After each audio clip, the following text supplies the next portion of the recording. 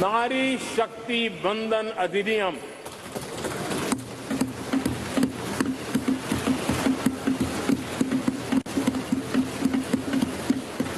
नारी शक्ति बंधन अधिनियम। और मैं आपका ध्यान दिलाना चाहती हूँ कि महिला को समानता का दर्जा, ये समानता का दर्जा तो आप लोग भी नहीं दे रहे, चेयर भी नहीं दे रही। हम आज सुबह से ही हैं, हमेशा पूरे टाइम रहते हैं, उसके बावजूद सबके बाद मैं सोचती हूँ कि भाई सतपाल जी ने और विद्वान हमारे कानून मंत्री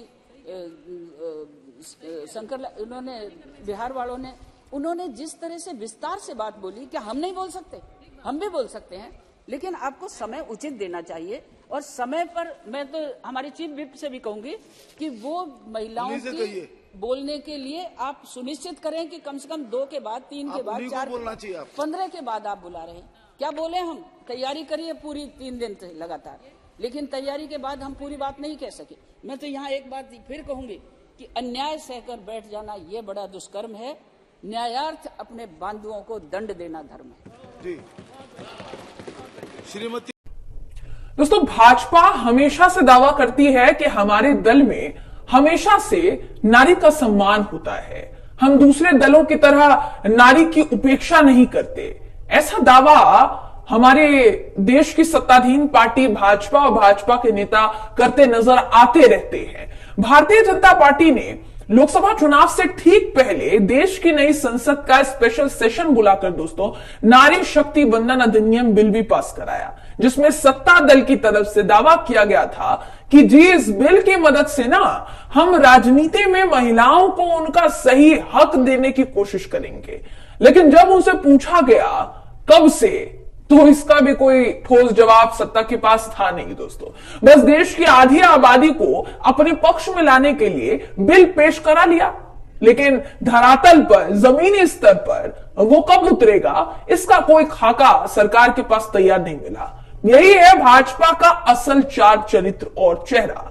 जो भाजपा महिला सम्मान की बड़ी बड़ी बात करती है दोस्तों, उनके दल में और संसद में महिलाओं की पार्टी के सामने क्या हैसियत है, यह बयान किया है भाजपा की ही महिला सांसद ने। उन्होंने अपने दल के चीफ विप से लेकर माफ कीजिएगा, संसद के स्पीकर तक को आड़े हाथों लिया और अप्रत्यक्ष रूप से कहा कि टाइम दे तो ऐसे दे कि भीख ना लगे, बाकी जो आपको ठीक लगे आप ऐसा कीजिए।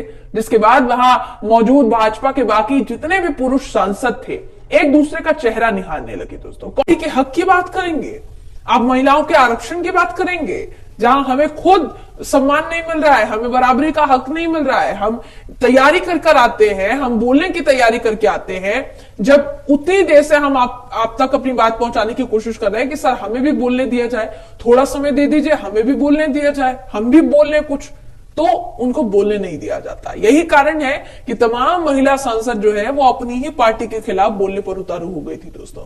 तो ये है भाजपा का महिला सशक्तिकरण कानून, महिला आरक्षण कानून, जो राज्यों में भी उसी तरीके से चल रहा है और देश के स्तर पर भी उसी तरीके से चल रहा है। दोस्तों, इस पूरी खबर को लेकर आप क्या सोचते हैं, आपकी क्या राय है, कमेंट करके जरूर बताइएगा। वीडियो अगर आपको पसंद आया हो तो वीडियो को लाइक कीजिए, शेयर कीजिए, चैनल को सब्सक्राइब करना बिल्कुल भी ना भूलें। फिर मुलाकात होगी आपसे अगली वीडियो में, तब तक के लिए नमस्कार।